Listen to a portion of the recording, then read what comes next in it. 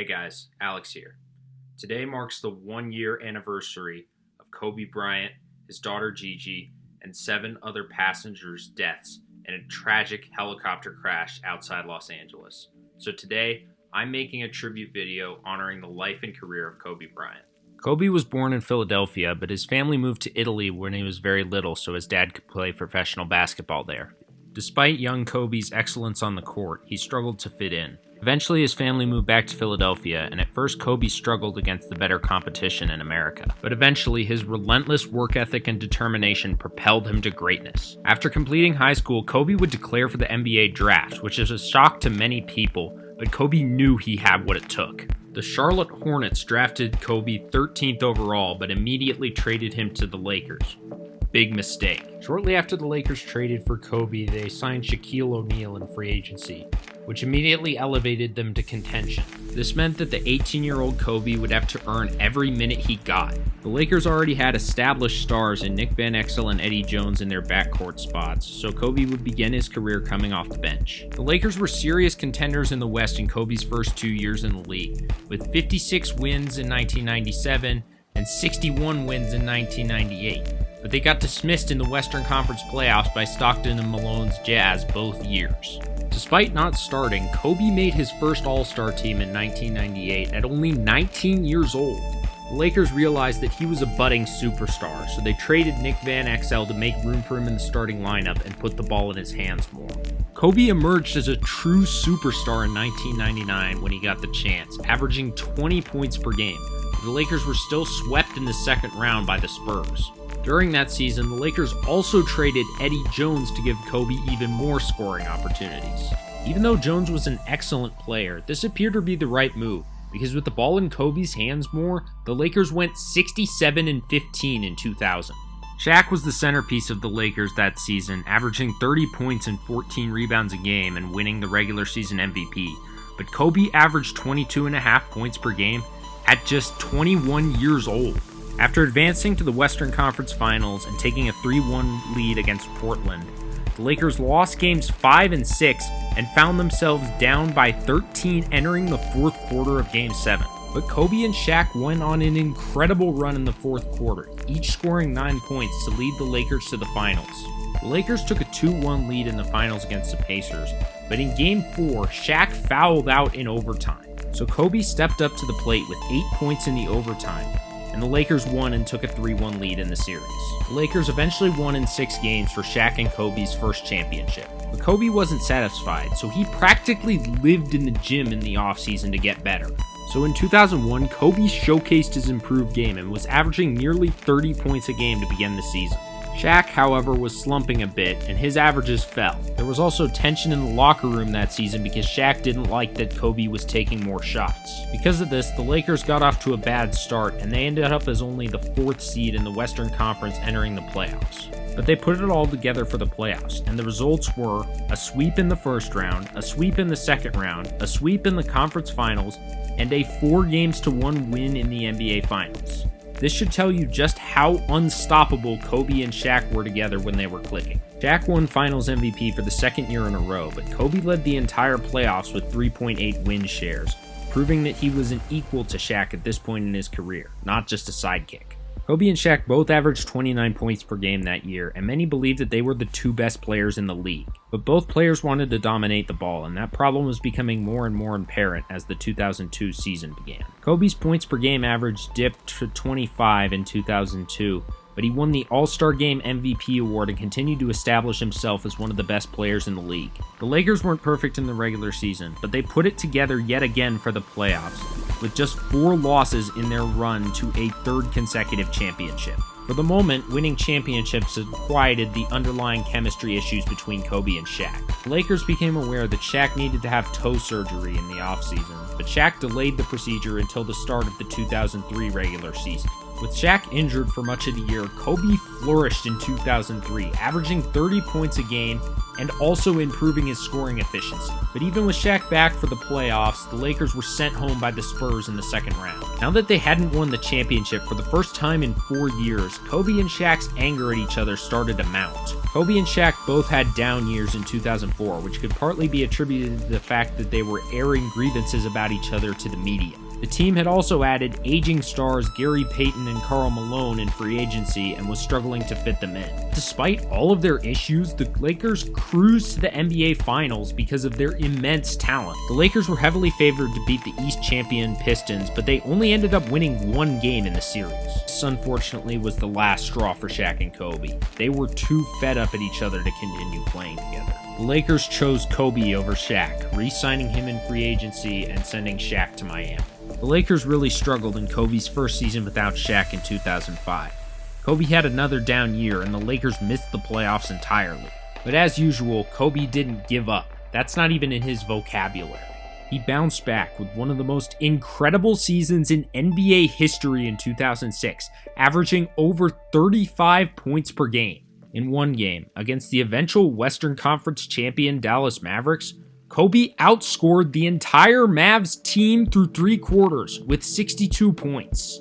The only reason he didn't hit 80 is because Phil Jackson sat him for the 4th quarter. However, about a month later, he did hit 80.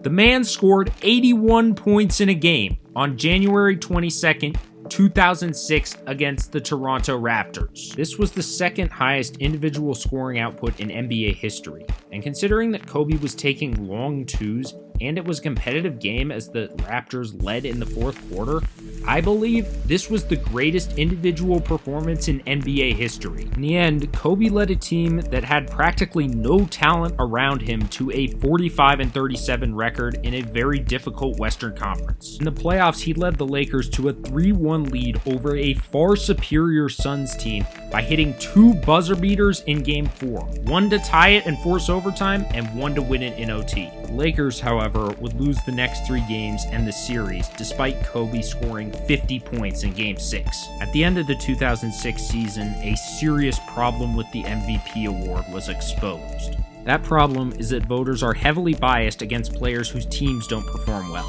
So Steve Nash won the award because he was on a better team than Kobe, despite not playing nearly as well individually.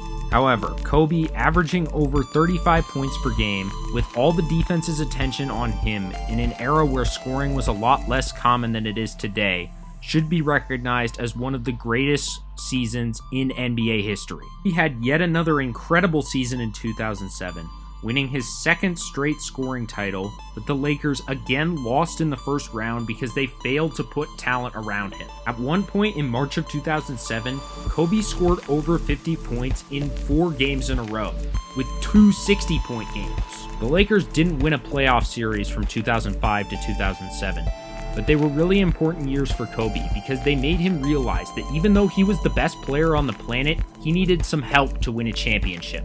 At first, Kobe tried demanding a trade from the Lakers to a team that was more talented, but eventually the Lakers owner, Jerry Buss, convinced him not to, and they were able to acquire another superstar in Pau Gasol. Unlike Shaq, Pau understood his role as a secondary superstar and clicked really well with Kobe. After acquiring Pau at the 2008 trade deadline, the Lakers went on a tear en route to becoming the 1st seed in the Western Conference. In the playoffs, the Lakers would cruise to the NBA Finals, beating the defending champion Spurs 4-1 in the Western Conference Finals. The Lakers were favored to beat the Celtics in the NBA Finals, but the Celtics ended up winning 4-2 as their big 3 had a full season to gel together, unlike Kobe and Pau. Despite the loss, Kobe was the leader in playoff points that season and also won the regular season MVP for the first time. The finals loss, though, left Kobe with a bitter taste in his mouth, and he came back with a vengeance in 2009. Benefiting from more experience together, Kobe and Pau were even better in 2009, and Andrew Bynum came into his own as a 3rd star on the team. They finished the regular season 65-17 and entered the playoffs as the favorite to win the title. They had a 7-game scare against the Rockets in the second round, but they eventually advanced to the finals where they beat the Magic 4-1 for Kobe's first title without Shaq and his 4th total. Kobe again led the league in playoff points in 2009, and won his first Finals MVP. Kobe had now tied Shaq with 4 titles and desperately wanted to get a 5th one to pass him. In the offseason, the Lakers got Ron Artest from the Rockets, who gave them 5ths in the Western Conference semifinals in '09. Armed with a starting lineup of Derek Fisher, Kobe Bryant, Ron Artest, Pau Gasol, and Andrew Bynum, with Lamar Odom coming off the bench as their 6th man, the Lakers advanced to the finals once again, and this time faced their rivals, the Boston Celtics. The Celtics were an aging team, and they had only won 50 games that regular season, but they had beaten LeBron James' 61-win Cavaliers team in the playoffs, and they were coming into the finals on a hot streak. The two teams battled back and forth in this series to an eventual Game 7 in LA. Game 7 would be a physical, defensive struggle. The Celtics at first jumped out to a 13-point lead in the third quarter, but the Lakers scraped and clawed their way back in the second half on the road to a 4-point victory. Kobe had a bad night shooting the ball, but he displayed incredible tenacity and heart, grabbing 15 rebounds. And the result was his 5th ring, 1 for each finger. The Lakers came back in 2011 with pretty much the same cast of characters from 2010, and they won 57 games again and looked ready to compete for a 3rd title in a row. But in the second round of the playoffs, they met a team that wasn't as talented as they were, but came into the playoffs on an incredible hot streak in the Dallas Mavericks, who swept them en route to their first championship. In 2012, despite Kobe and Pau still playing at a very high level, the Lakers looked like a team on the decline. Age had started to take its toll on them. They were beaten in the second round of the playoffs by a rising young team with 3 future MVPs in the Thunder. The Lakers front office knew they needed another star to win a championship while Kobe was still in his prime. The Lakers had a trade in place to acquire Chris Paul, but the NBA vetoed it as the acting owner of the Hornets. So the Lakers then turned to Dwight Howard, who had demanded a trade from the Magic. They gave up Andrew Bynum and some picks to acquire him, and some additional picks to acquire Steve Nash. The 2013 season should be remembered as one of Kobe's best, as he scored over 27 points per game and emerged as a facilitator, averaging 6 assists. But instead, it will be forever remembered for the failed Dwight Howard and Steve Nash experiments. Dwight Howard was not ready to play in LA alongside Kobe and compete for a championship. The level of talent on that team was only second to the Miami Heat with LeBron James and Dwayne Wade, but they ended up being just the 7th seed in the West, and they got swept in the first round by the Spurs. To make matters worse for Kobe, all the physical punishment he'd taken in his previous years in the NBA was starting to catch up to him, as he ruptured his Achilles tendon towards the end of the season. In his next 2 seasons, as always, Kobe gave it everything he had, but he only played 41 games because he was battling so many injuries. And by 2016, his play had declined so sharply as a result of these injuries that he decided it was time to hang him up. But despite his age and injuries, Kobe had one incredible final act left in store. Before his last NBA game, Shaq had challenged him to go for 50 points. But as he had always done to those who challenged him throughout his career, Kobe did him one better: 60 points. His aging legs could barely get off the ground, but he simply willed shot after shot in the basket. He then thanked the Laker crowd for their continued support, and then dropped the mic on his career. After his Hollywood ending, Kobe would go on to win an Oscar for his short film, Dear Basketball, about his love of the game. He then fully committed himself to helping his daughter Gigi pursue her dream of playing basketball at the highest level, a dream that tragically ended 1 year ago. Nonetheless, Kobe's continued inspiration to all of us after his death reminds us that heroes come and go, but legends are forever.